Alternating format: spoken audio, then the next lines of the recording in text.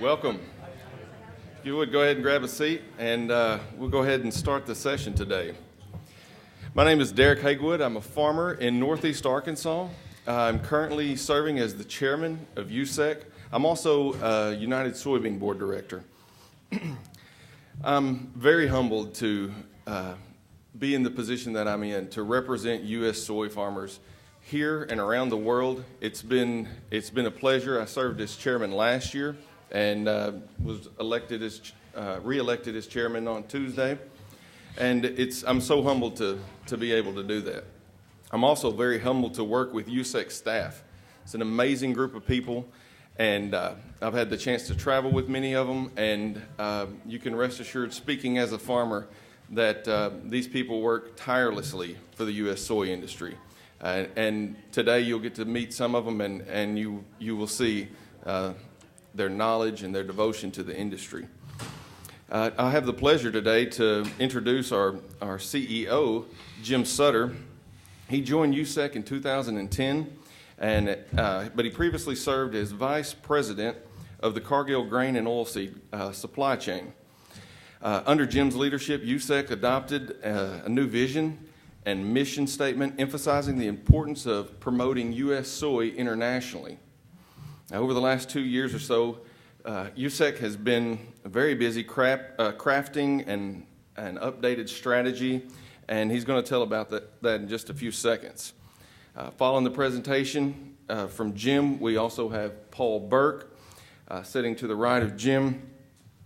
Paul is the Senior Director of U.S. Soy Marketing, and we also have Ed Beeman. He's the Senior Director for Basic Market Development, and they'll lead us through a Q&A. During that Q&A, we have a microphone and we'll have a runner. If you have a question, please, that's what we want. We want to have your interaction, and we want to answer your questions to the best of our ability. Just hold up your hand, make yourself known. We'll bring the microphone to you. This session is being recorded, and so we need the questions to be asked into the microphone, please. And so many of you have seen this gator that we have right here. The U.S. Soy logo's on it. We'll be giving that away today. You've received a raffle ticket, and we'll be giving that away at the end of the session today. And you have to be present to win.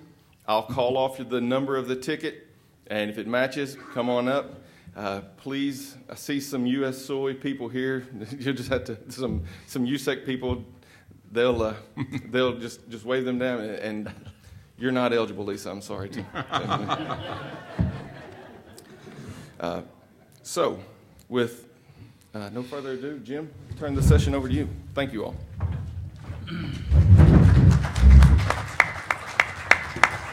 Great. Thank you very much, Derek. Well, as Chairman Hagewood said, my name is Jim Sutter, and I have the honor and the responsibility of being the CEO of USSEC these days, and it's really my pleasure to do that. My team and I are excited to be here in Orlando at the Commodity Classic. You know, we've had the opportunity to talk with numerous people as they, in various meetings that we're in, various sessions, and then on the floor of the trade show, where a lot of people stop by to see what it is that we're doing. And there seems to be a real interest in international markets. So, and I can see we have an almost full room here today. So it really is fantastic to see so many people that want to come and hear what we're working on. We're going to talk about how we work to protect the profitability of American soybean farmers, which isn't necessarily an easy thing in today's climate. But we're going to talk a little about the growing worldwide potential we see for demand for soy, which hopefully will assure that profitability going into the future. These days, we're focusing on implementing a refreshed international marketing strategy, so we'll talk some about that. And we also are very focused on making sure that we use market access activities to both maintain relationships and to deal with problems that come up around the world. And we'll talk some more about that. But as Derek said, we want to hear from you. We want to make sure we get your questions and also your inputs and concerns. So I'm going to go through this presentation. Hopefully it won't take certainly not too much of our session, so we will have plenty of time left for questions and thoughts as we go through this today. So thank you again for coming to spend time with us at this event. And I know I've talked with many of you, come from places in the north like I do, not so far north in St. Louis, Missouri, but if you go further north, I know it's pretty tough winter weather. So I feel good competing with that sunshine and green grass out there. To have this many people in the room today, I think that says a great thing about your interest to learn about international markets. So before I really begin getting into the strategy, I'd like to tell you a little about our organization. USSEC, or the U.S. Soybean Export Council, was established in 2005 by our founding members, the United Soybean Board and the American Soybean Association. We're an independent 501c6 organization, and we represent the U.S. soy family, or all of the various organizations involved in U.S. soy, in international markets. We're charged with conducting outreach and building industry membership across the value chain. The people of USSEC have strong relationships with customers of U.S. soy throughout the world, from Asia to Europe to Latin America and many places in between. Our team members, we refer to them affectionately as our boots on the ground, can open doors when issues arise. They can work with key commercial decision makers in markets, and their growing potential and preference for U.S. soy abroad. Inside the U.S., our USSEC team members and myself, we work hard to try and have close relations with all of the members that you see represented by the logos on that slide in front of you. The efforts that our organization makes must complement the efforts that all of these organizations make. We don't actually sell anything. The USSEC team members don't sell anything. We have to be trying to help set the table for these organizations to come along behind us and sell things. And I always tell people as well, we have many U.S. grower leaders who volunteer their time to participate in missions around the world. And we're always so thankful for that and so appreciative for that, because as we do our work around the world, nobody can help us sell U.S. soy better than a U.S. soy farmer. So that's something we're very fortunate to have, is the participation of farmers. I don't have to tell you this, but soybeans have been a hot topic of discussion in recent months, and particularly dealing with one country. Discussions on trade with China have been widely covered and have understandably caused concern about the ability of the U.S. to export soy to foreign markets beyond China. In 2017, soybeans represented more than $28 billion in export value, and soy is the largest agriculture export commodity of any of the commodities that are exported. You may have heard Secretary Perdue this morning talking about soy in his comments. It was also the second consecutive year, so in 2017 it was the second consecutive year that soybean exports exceeded 60% of the crop. So in other words, over 60% of all the soy that was produced was exported in the forms of beans, meal, or oil. And it's been around 60% for quite some time now. The crop has continued to grow, but exports have really continued to hover around that 60% of the total crop. I wanted to show this slide. As you can see, the exponential growth in China's consumption of soy meal. It really took off after the government of China began liberalizing their economy in 1991. In the first 10 years, it grew from 1 million tons to 15 million tons, and then a change of 28 million tons in the second 10 years on that chart. U.S. soy farmers started investing in China in 1982. So if you look at this chart, you'll see that was about a 14-year period between the first investments there and the time that they really started importing. So we have to remember that these are long-term programs. I can imagine that as the U.S. soy farmers from states and from national organizations that were debating whether they should continue investing in China or not, they probably had some pretty good discussions around the table saying, is this really going to work out? Is it going to be worth the investment? But if you look at that chart, you can see that in the long run, it certainly has been. And I think you can also see this is why we believe it's important to eventually get back into China and being a supplier there again. We don't want to be in a position where the U.S. is shut out of being a supplier of China for the long term. Now, this next slide shows you the Asia subcontinent. So we talk about the countries of India, Pakistan, Bangladesh, Sri Lanka, and Nepal as being those countries. And I wanted to show this slide because the angle of that chart is not quite as steep as the China chart we just showed you, but it also shows very impressive growth. And these are countries you may not think about often as being really important for us, as being a future market for U.S. soy. But as I get into talking about the strategy work we did, you'll see that these kind of countries really form an important part of the countries we are working towards and aiming for in the future for soy meal demand. So in 2018, trade talks began, and simultaneously, actually a few months before, we were working on renewing and shifting some of our international marketing strategy. You know, our mission is to differentiate, build preference, and ensure market access for U.S. soy around the world.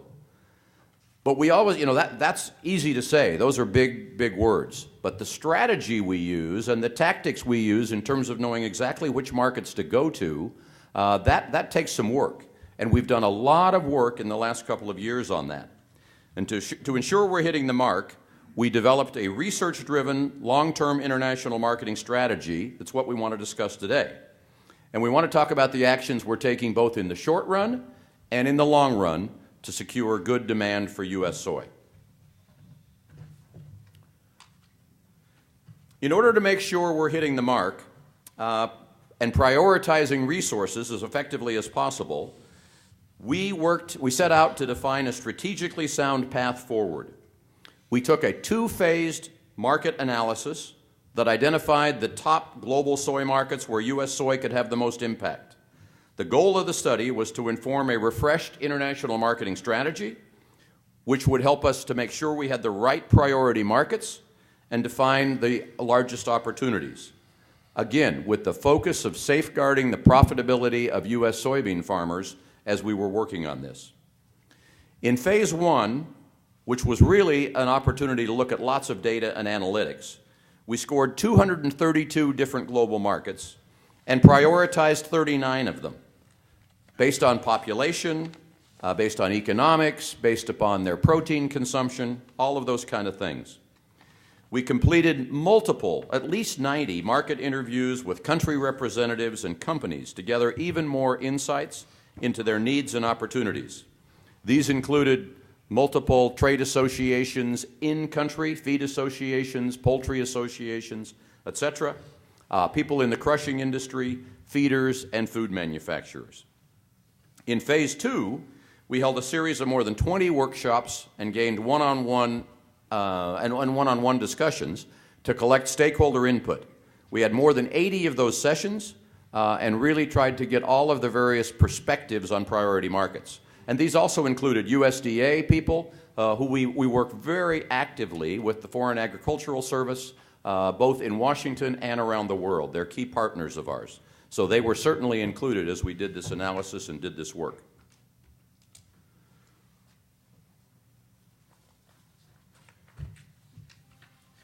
So as we engaged these key audiences to gather input and intelligence, we used a market stage spectrum to help us inform where we should be most focused, ranging from immature and basic markets to expansion and mature markets. The revised strategy has a business case that highlights the U.S. opportunity related to future per capita consumption. The business case also demonstrates where the room to grow is the largest. And it's in those basic markets, which kind of makes sense because those are the places with the lowest level of consumption today.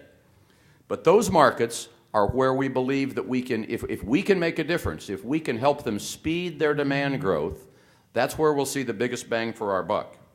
The countries in that sector, I'll just read them off to you because some of these countries' names are not necessarily familiar.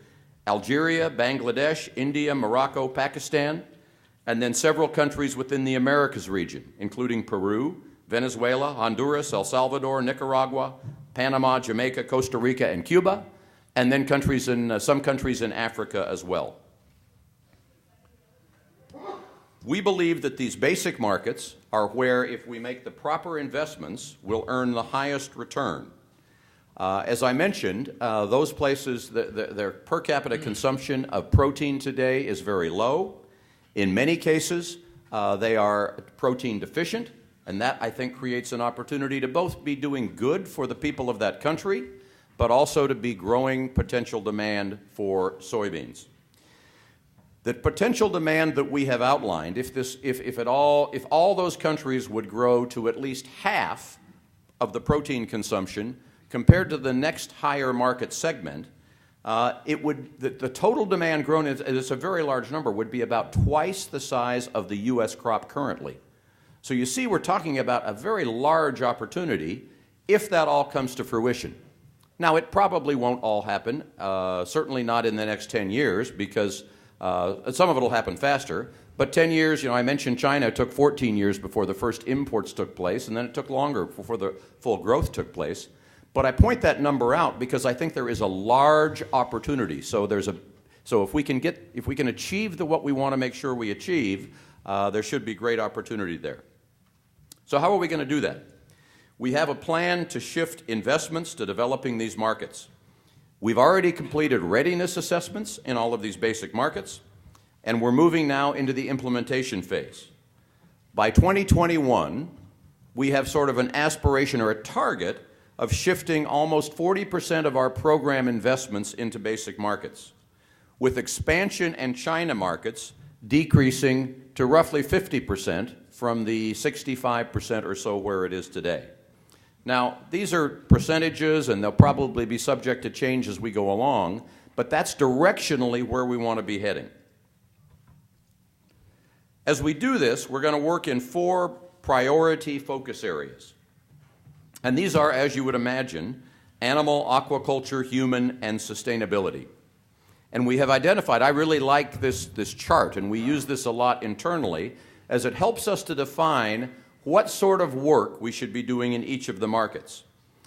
The readiness assessments that we did identified the need, and as it says, readiness, the readiness of a particular country to be able to accept the kind of work, the kind of training, the kind of services that our team on the ground, our boots on the ground, can go and deliver in these various markets. For example, in Bangladesh, there's a high need to focus on animal, as the consumption of poultry and eggs is quite low, and we believe that if we can take some best practices in terms of production efficiencies there, that industry will grow, there's good demand for it, and as that happens, it will create more demand for soy. I mentioned protein deficiency a moment ago, and it's something we're seeing in virtually all of these basic markets. We believe a multi-pronged approach is needed to address this, and we plan to work with partners like NGOs, USDA, and many local associations within the country to try and help point this out, because, again, it can be good for the people in the country to solve that problem, and it often leads to things like stunting. When you hear in these countries stunting problems, so we want to try and help resolve that, but at the same time, that will grow demand for soy. Just a couple quick examples of what we're doing in each of these areas.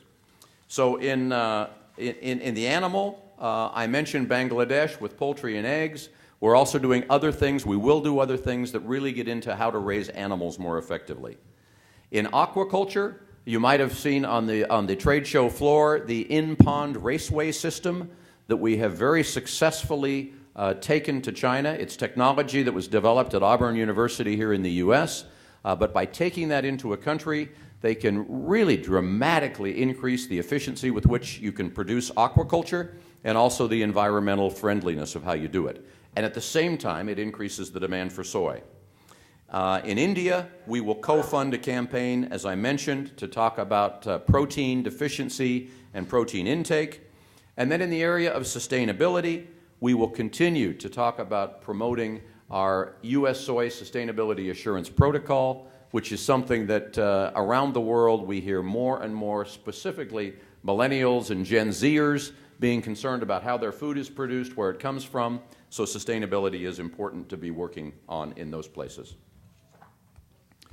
As we do all of this, we will be talking about market access. That's a kind of a broad definition that we use to do a couple different things. Market access can be both proactive and reactive.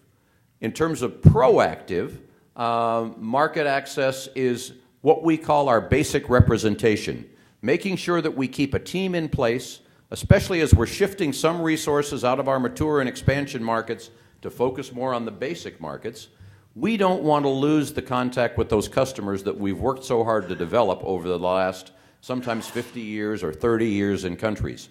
So that'll become part of our market access work, and we'll call that our basic representation in those markets.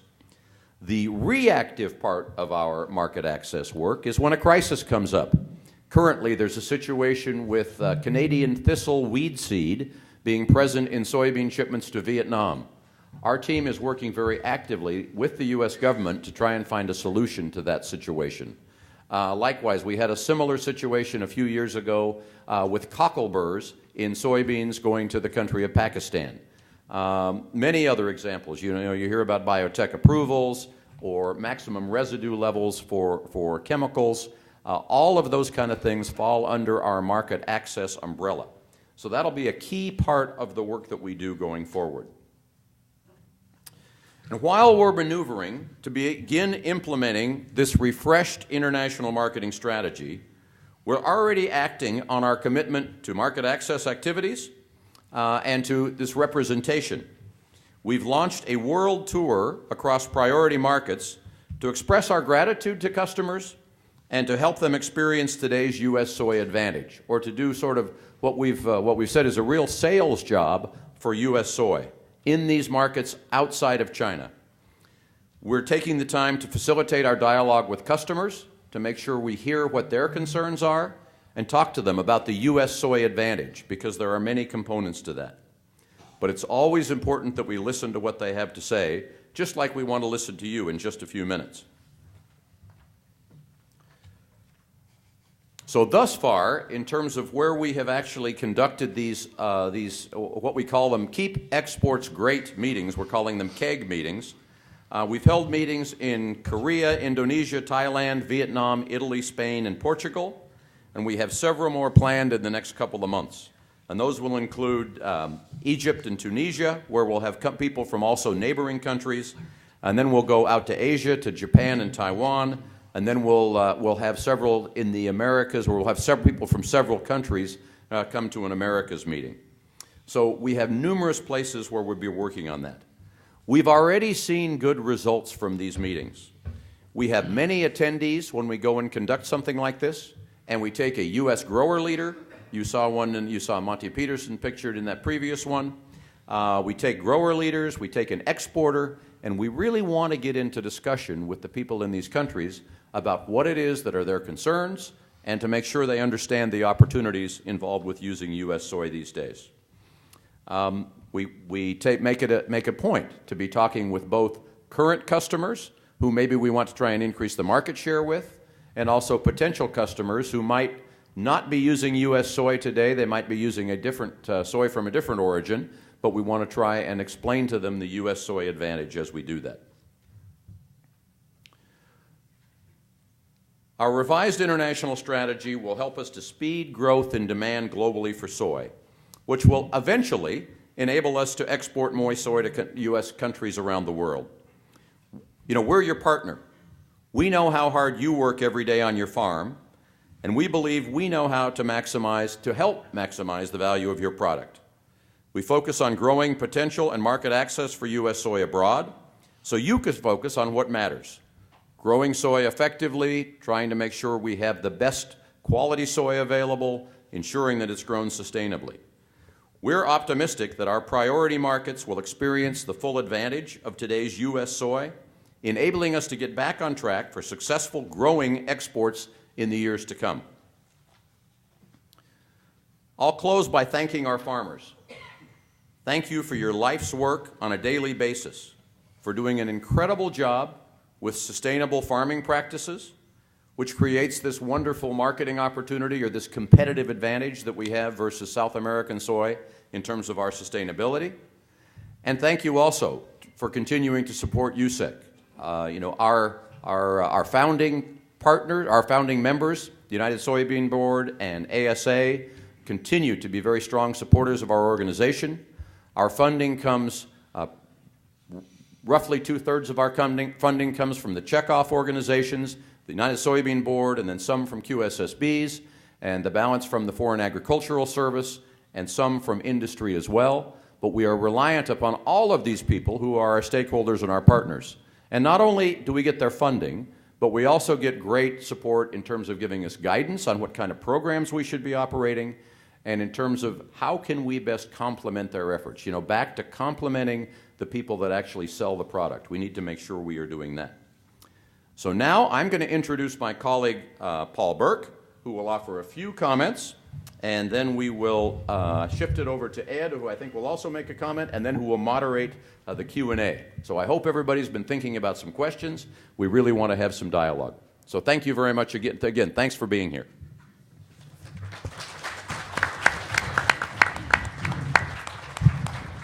Thanks, Jim, and good afternoon, everyone. As Jim said, I'm Paul Burke. I'm the Senior Director for U.S. Soy Marketing.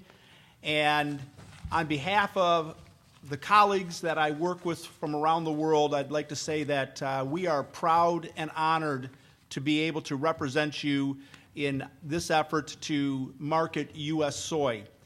Our main objective when we wake up every day is to be thinking about how we can differentiate and create a preference for U.S. soy while also assuring market access. That's our strategy, and in terms of selling more soy, and market access assures that we can do that in the countries that are our key target markets. We understand that the trade situation, the tariffs that have been imposed upon U.S. soybeans by China have caused a lot of soybean dislocation that is certainly impacting all of your profitability. Is not lost on us, your representatives around the world. And we already had been thinking about what we were going to do to address this situation way back in the summer. And Jim mentioned that we began to think about new and creative ways that we were going to find and discover new demand in new markets and traditional markets. So Jim talked about the Keep U.S. Soy Export Great strategy.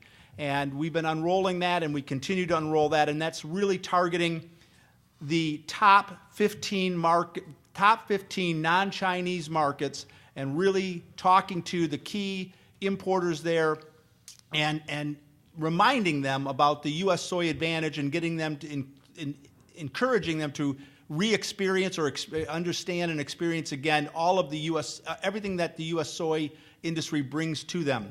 Another activity that I'd like to talk about, we usually organized a trade exchange in March in the Europe and Middle East, North Africa region. This trade exchange was another opportunity to talk about the U.S. soy advantage, but also bring exporters together with importers. Understanding the need to really begin to move the pile of soybeans into the export market, we stopped on a dime and said, we got to move this thing forward. So we changed the time of that conference to November, and worked really quickly to organize that conference and bring in the buyers and bring together the exporters, and it was very successful. I think we had probably one of the largest trade exchanges that we've ever had in that region, and it did result in some sales taking place and a lot of the exporters saying that they had met with a lot of new potential customers. I'd also like to talk about, we just recently, and Jim didn't mention, we received some extra funding from the USDA that address the impact of the trade, the tariffs, and we are immediately using those funds to organize teams from North Asia, South Asia, the Asia subcontinent, and the Americas West Coast to come to the United States and reorient themselves and understand the advantages of P&W origination. Now, I know that there's a lot of folks in here who are saying, well, the P&W doesn't really advantage me. I might be Johnny Dodson in Tennessee. But the thing is that those soybeans that backed up in the P&W end up coming down the Mississippi River. And so we've got to have the flow going out of all ports. So we're really going to be organizing these teams as quickly as possible to make sure that that if we ever have a situation like this again, that we're not going to have those soybeans backing up. That's the kind of work that we're doing on behalf of you, on top of all of the other programs we're implementing, but rest assured that we understand the situation that you're facing, and we're doing everything we can to react to that and implement programs that are going to benefit you.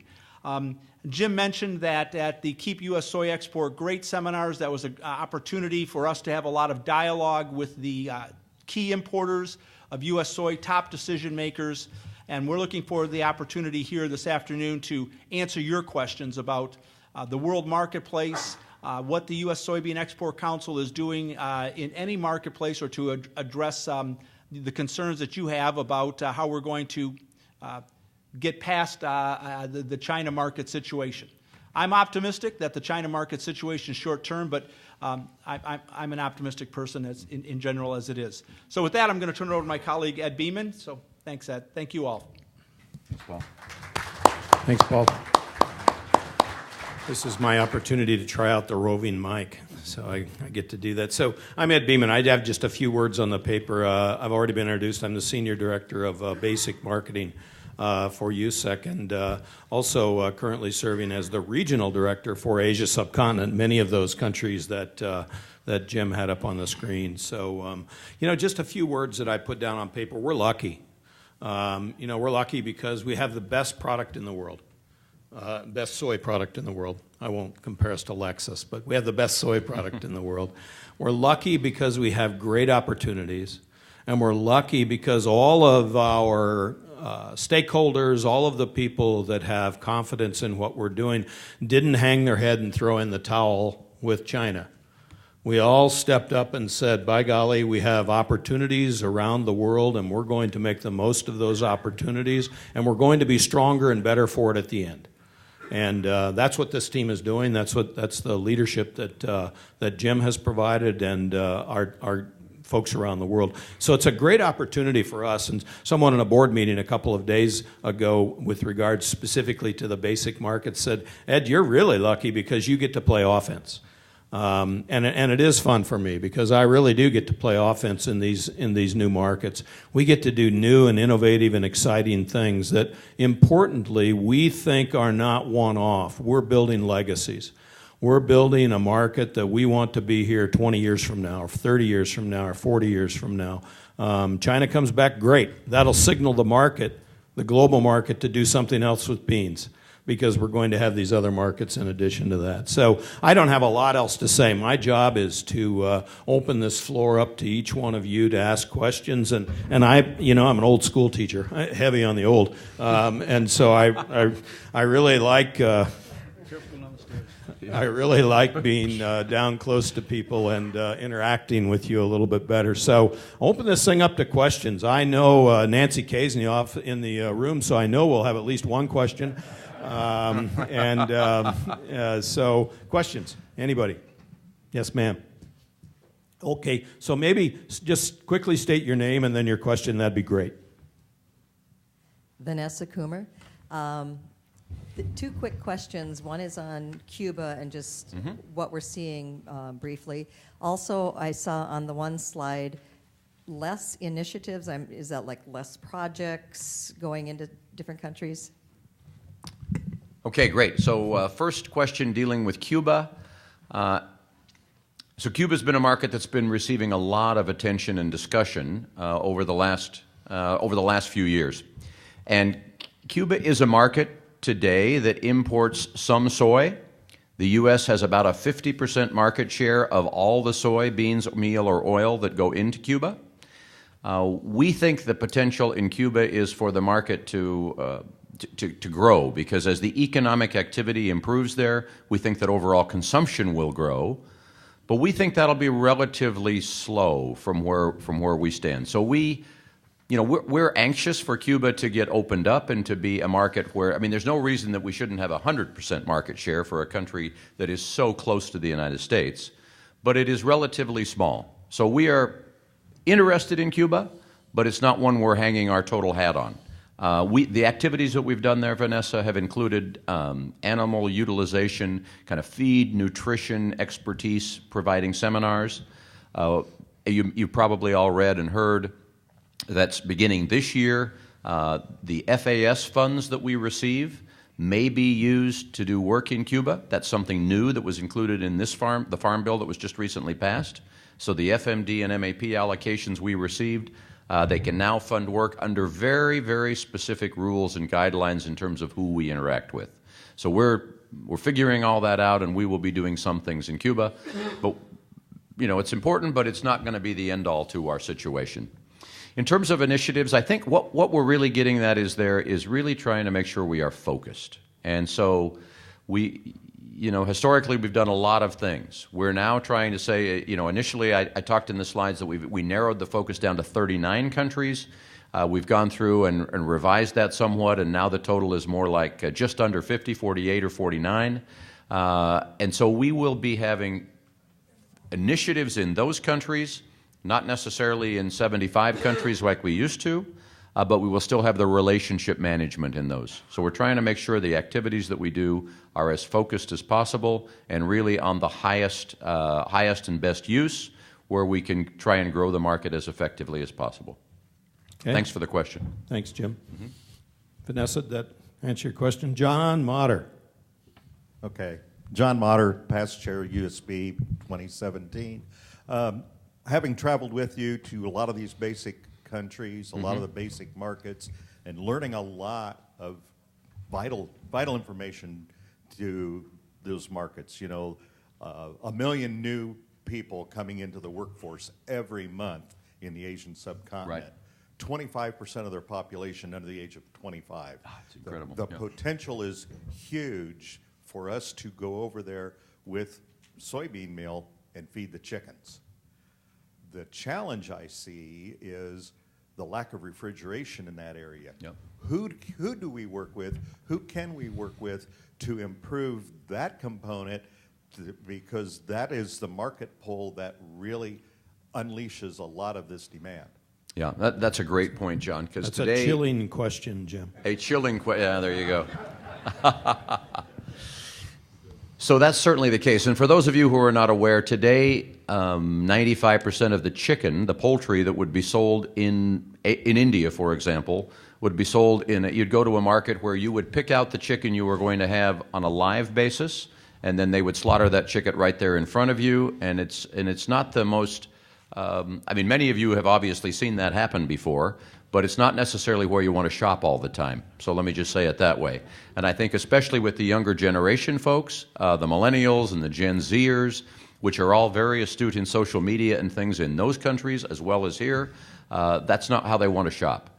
We met a very interesting person. I was in India in September last year together with Louis Bainbridge, and we met a young entrepreneur. She and a partner have started a company called zapfresh.com, and they have relationships with some small slaughtering plants where poultry and other animals that are of interest in the Indian market, specifically lamb and goat, would be slaughtered, and then her company delivers this on a chilled basis to consumers in the New Delhi area. Now that is obviously it's a big market because there's 20 million people there, but it's a small example of how I think entrepreneurs are going to help figure that out. In addition, as Paul mentioned, we have received some ATP funding. You've probably all read about what that involves. But with some of that ATP funding, we're really aiming to jumpstart our efforts in basic markets. And one of the things we want to do is analysis of the cold chain capability today and what needs to be done to improve that cold chain. There's, just like there are many associations, there's associations for everything, there is a group called the Cold Chain Alliance that we will be working with as we do that, because it's not only people who are interested in seeing poultry demand grow that are interested in cold chain. People in the dairy industry and many other industries are also interested. But you're exactly right, John. That's a key thing that needs to be improved to really unlock this potential demand. So thank you, Jim. I'm going to take a question that came, and then we're going to come over here. This is a market access question that came from the audience.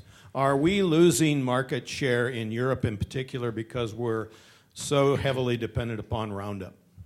I oftentimes, that's a great question about Europe and GMOs. The common perception is in Europe, people don't want GM, so they don't import our soybeans. In fact, if China were not such a large buyer of soy in the world, Europe would be the largest buyer. And when I say Europe, it's collectively the countries that make up the EU. And the vast majority of what they import are GM crops, Roundup Ready crops. So no, we're not losing market share there because of that. And in fact, this year, we have seen our market share in Europe grow from, we've been around 35% on average the last few years. We're now up to about 75% or 80% in the case of some countries year to date. Now, obviously, that's because we didn't have so many shipments to China. We had more soybeans. The Brazilian soybeans were going to China. But we've had a great growth in our market share in Europe. Paul talked about the event we had in Barcelona in November, and I think that maybe helped jumpstart some of that. But we are optimistic that we can hold on to some of that market share growth in Europe as we move forward, and so we won't get back to, we want to be selling soybeans to China, and gosh knows today we have plenty of soybeans to sell to everybody. But if we could map it out, it would be nice not to have almost a half of our soybeans going to one market. We'd like to be a little more spread out. So I hope I answered your question about the GMOs with regard to Europe. It's not, there are some people there that want non-GM, and we tell them the U.S. is a great supplier of choice. If people want to buy non-GM, there are producers who grow non-GM, there are exporters who focus on non-GM, and we can provide that. It's all a question of economics. If somebody wants to buy that, and it usually has to come in some sort of an IP form, and it comes at a premium price, there are people that will supply that. You kind of touched a little bit more on my question as you were talking, but you said you want to expand the market into different countries. Do you have some that have really been developed as of late that you could maybe expand on the information about that country or that specific market that we're kind of tapping into right now? Yeah, so my favorite example of that is the country of Egypt. So last year, Egypt was the largest single growing country that took U.S. soy. So in recent years, they've gone from being a 200,000 ton a year market to 1.5 million ton a year, and we think it'll be a couple million tons in the very near future. And so, while it's not going to replace China, it is a huge success to go from the small level it was up to where it is. And it's because of their growth in production of poultry and aquaculture. Those are the two main industries that are driving that in Egypt. And I think it's a great example of a country that has, fairly large number of people, but their economic activity has really improved the last few years, and that's then driven this growth in protein consumption, which soy has really been an answer to. There's 2 large crushing plants that have been developed in Egypt, so most of the soy is imported by these 2 companies that operate these big, large crushing plants, and they prefer U.S. soy. They've had good results with U.S. soy, and so far they continue. We want to make sure that they continue to, but so far that's been a success. I'll just name 2 others, as in Pakistan and Bangladesh. And these are markets that they've been importers of soy for some time, but historically they imported their soy from India. But now as India is consuming almost all of their own soy that they produce, India is like the 5th largest producer of soy in the world, but they're consuming almost all of that themselves. So their neighboring countries, these 2 fairly large countries, Pakistan, Bangladesh, have gone to the world market to start importing their soy. And because U.S. soy has been active in doing activities there, either in the form of USSEC activities or even some WISH activities, or in the early days, they are familiar with U.S. soy, and they are both countries where we have a good market share, and they seem to prefer U.S. soy. So there's a few examples. They're all in a part of the world that we maybe don't think of as being just next door to us, but they are important markets, a lot of people, and they fit that criteria of being low consumers of protein today, but a place where they're going to grow. Thank you. John McClure. President Trump tried to draw the North Korean leader down to Vietnam to show an example of what open markets and prosperity could mean for that country. Is this an opportunity for us to go into Vietnam and make a major push there? And it's in the right area of the world. And then I'd like to follow up, if I could, please. Sure. So on the subject of Vietnam is a place where we have been working actively for probably at least 15 years. And Vietnam, they have they have one particularly large crushing plant and a couple more smaller plants, so they import soybeans to go to those plants. And their animal feed business has grown pretty dramatically over the last 15 years. You know, I don't remember the exact number, but there are approximately 15 million tons of compound feed production per year, I think. So they are a large importer of both soybean meal and soybeans into that market. So we continue to operate there. Their fast-growing opportunity right now in Vietnam is more in the aquaculture area. I mean, they've already grown in the other sectors, so we see them growing actively in aquaculture.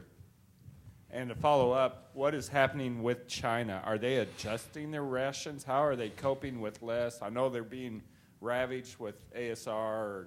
Do we know much more about that or what the future holds there? Irregardless of our political tensions, they're going to need something from someone. Yeah, so a couple things. So let's start with with what's happening with their rations. Are they using less soy in their rations? I think this past summer when the trade war began and when Brazilian soybeans, they had to focus their imports only on Brazil because the 25% tariff they couldn't buy from the U.S. One of the steps their government had asked them to take was to reduce the soy in their rations. And we have contacts on the ground. We understand from their feed industries that when their government there asks them to do that, they tend to respond. So they did reduce some of the protein in their rations, and they're feeding some alternatives like sun meal, rapeseed meal, all those kind of alternative protein sources. So there is a decline in demand. Also, you referred to the ASF situation, the African swine fever. And it has certainly, we don't know the exact numbers, but we've heard people say it could be a 5 to 10 million ton drop in soy demand going into the feed rations because of that situation currently, because of the slaughtering of a part of the swine herd that has had to been done. So all that has happened, and China is, if you think about them, rough numbers, we expected them to be almost 100 million tons of soy imports from all origins. If you'd gone back a couple of years, that probably would have been our projection for 2019. I think now we would certainly have that number as low as 90, maybe a little lower. So we've lost demand in that key market. Now I think the question is, where does it go from here? We would see that, and in talking with feed companies in China, we would see that if the economics tell them to feed more soy in their rations, we're confident they're going to do that. I think that it was not an order from the government, it was not a mandate, but it was a suggestion that they reduce the protein that they were feeding, and it was all about how China could get by without having to buy any U.S. soybeans. At our Global Trade Exchange last year in August in Kansas City, we had a representative from China there who gave a presentation in a room of 700 people, and the room was full. Everybody wanted to hear what he had to say, and he kind of laid out step by step, and I think it was a governmental plan probably, of how they could do away with importing any U.S. soy, and one of the ways was to reduce the amount of soy in the rations. Now, fortunately, I think if the economics come back, the feed manufacturers will follow the economics, and so they will start to use more soy again. I think one of the consequences of this trade situation we've had with China is certainly that China has slowed down their growth in demand. They're probably looking more closely than they have in a long time at exactly how much protein they have to feed. So we have yet to see exactly what it will mean, but so we're optimistic China will come back, but I don't know if it will come back at the same pace that it was before. So kind of a long-winded answer, but there's a lot of details around China. So thanks for the question. Thank you, Jim. Over here. Yep. Danny Murphy. I guess this would be for Paul since you were recently in China. Yep, good. One of the fears from the tariffs and all is that it will take 5 or 10 years to get back in China what share the United States had of that market, and just wondered what you were seeing from the industry and how maybe the industry was responding to that. Okay, thanks for the question, Danny. The longer this trade situation remains in place, the more detrimental it will be for U.S. soybean farmers to gain their position back in that marketplace for a number of factors. One will be that the Chinese industry will just become more engaged with other suppliers. Obviously, the easy one is Brazil, but this will encourage production expanded production in many other places that China is already looking to source from. That includes several South American countries, Uruguay, Paraguay, can include expansion of acres in Canada specifically to supply China, as well as in the Black Sea region, the Ukraine, as well as in the Russian Far East. So there's that. The other thing is that we will be viewed as being unreliable because if there's continued political tensions between the United States and China, and that could be the case, that the U.S. government would respond with political actions that would interrupt our ability to sell to China. So if you were a Chinese business person in the crushing or feed industry, you would be looking for alternative sources. Now, that being said, if we could get this tariff situation resolved, and I'm optimistic that we can and we will, I think the Chinese industry wants to come back and source from the United States. They like to buy from the United States. They prefer, I believe, when the price is competitive to purchase from the United States. We have proven that we are a very reliable supplier. Both our ability to have a crop when they need it is always there. Our infrastructure delivers. They like the transparency of our contracting systems and delivery from our major grain and oilseed exporters. And they also like U.S. farmers. You have spent 30-plus years, 35 years developing close relationships with the trade there, and that does not go does not go unnoticed in terms of the Chinese buyers. They remember long-term relationships. They value long-term relationships. And I really am confident that if we can get this put behind us, that China will come back as a big buyer of U.S. soybeans. Now, will we be back to where at 36 million metric tons where we were 2 years ago? No, but for sure, China will come back and be our largest export market. At the same time, we're developing new demand in a lot of other markets that Jim has talked about and Ed is working on. Okay. Yes, Dennis Heffron. And you touched on that with that last question there.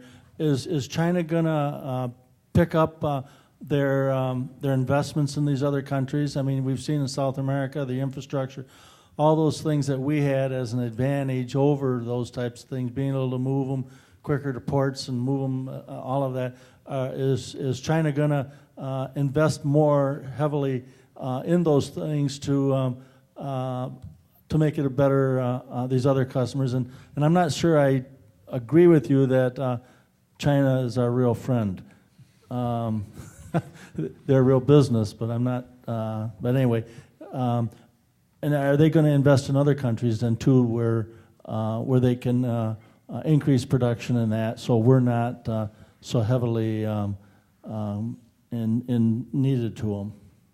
Yeah, I would just add, and then Paul can comment on this too if he wants to. I would say yes. I think that is a unintended consequence or an undesirable consequence of the trade war. I think this has stepped up their investment in other origins.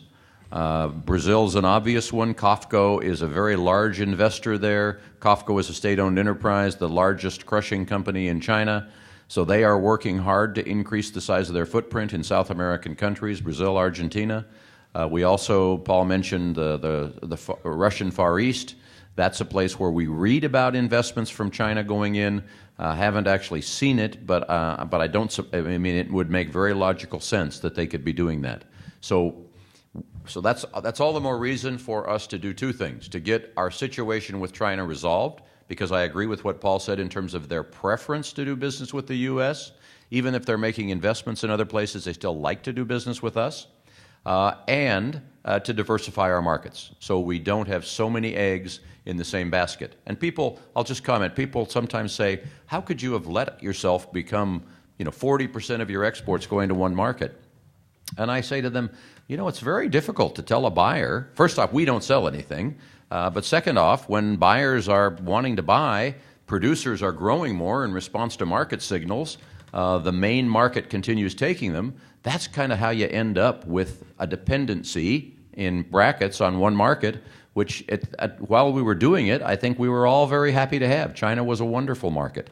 So but I think in the future, if we can come out of this, we can come out even stronger because we'll have these new long-term markets we're developing, short-term older markets where we've rekindled relationships and rekindled demand, and then we're working on China to get back a chunk of that demand as well. Thank you, Jim. That was a great question. So we have less than 5 minutes, so I'm going to come to Tom Hammer here, and we'll get one question there, and then we'll try to wrap things up shortly after that. So this is Jim and Paul. Quickly, with your answers. You're telling me out of experience, right? I won't take the full 5 minutes. Jim, a couple of times through your remarks, I'm Tom Hammer. I'm the CEO and president of the National Oilseed Processors. So my 13-member companies represent about 95% of the crush in the United States, and thank you. And we're exporting 30% of our meal. And you've said a couple of times, and I know you weren't being apologetic, that you don't sell anything. But I think it's important to note how profoundly important that is. We can go over and say things as exporters, and they look at us, well, of course, you're trying to sell your product. But they've learned to trust your boots on the ground over the years because they know you're trying to make them more profitable and more efficient, and we can't do that. So our partnership, you've just had a strategic plan.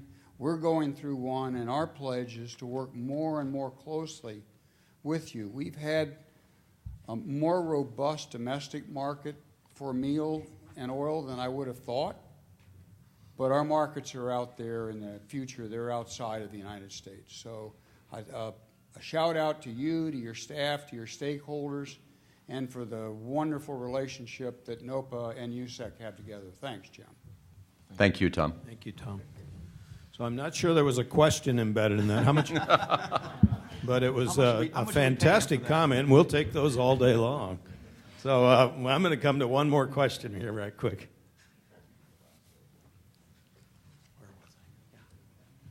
This is also not a question. It's more of a comment about, when you talk about that we allowed ourselves to be dependent on China, but we've always been working in these other markets, maybe Right. not as robustly as, doing a few new things now, or being more focused in some of them now.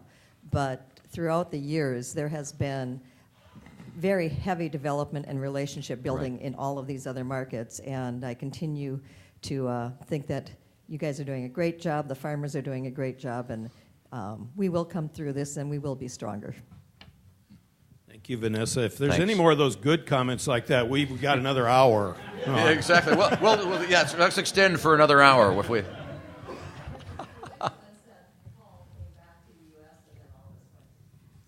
No. Yeah, some people have said that. So No, it's the other way around. Mark Brown from Minnesota. I have a question.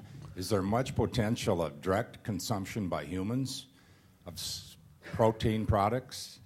Are you looking at that in the future? So we have some programs that support direct human consumption of soy. It is, so obviously the oil from soybeans is consumed by humans. So that's where, a chunk of oil goes into biodiesel, but over 2/3 of the oil that's produced is consumed by humans in one form or another. But I think you mean the direct consumption of the protein part of the bean, so in things like tofu or things like that. Certainly in some parts of the world, that is very popular. In Indonesia, there's a staple called tempeh, which is very popular. That's virtually all the beans that go into Indonesia, and it's one of our top 5 markets, goes into this tempeh product. So we help support that. We do some work on tofu in various markets in Asia, in Taiwan, in Japan. So yes, there is potential. And we see that growing, and so we certainly pay attention to that in some markets, especially working together with states that have particular interests there. But I think always the largest demand for soy protein is going to be in the animal sector, and that's where we see it going. Now, in a place like India, where 75% of the people want to eat meat, they say, so we want to help grow the poultry industry for them. But there's another chunk that need to take in protein, and so maybe that'll be an opportunity for them. So we look at that. I don't think it'll ever be as big as the meat consumption. Good question. Thank you. Thank you, Jim. And thank you, everyone, for your great questions and for the great answers. Having these kinds of sessions like this are always a little bit unnerving because, A, you don't know if anybody shows up, and B, you don't know what kind of questions you're going to get. But this was a great session. And so now we have this great opportunity for me to turn this back to Derek so he can give away this fine vehicle. I feel like I'm on a game show here with announcing the products here. Can I be Vanna? Yeah, absolutely.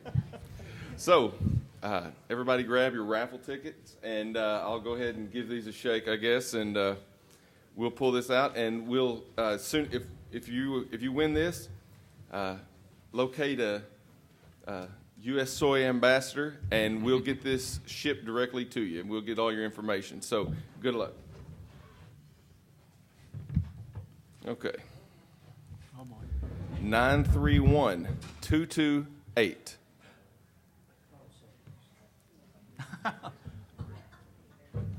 We have a winner. We got a winner. Great.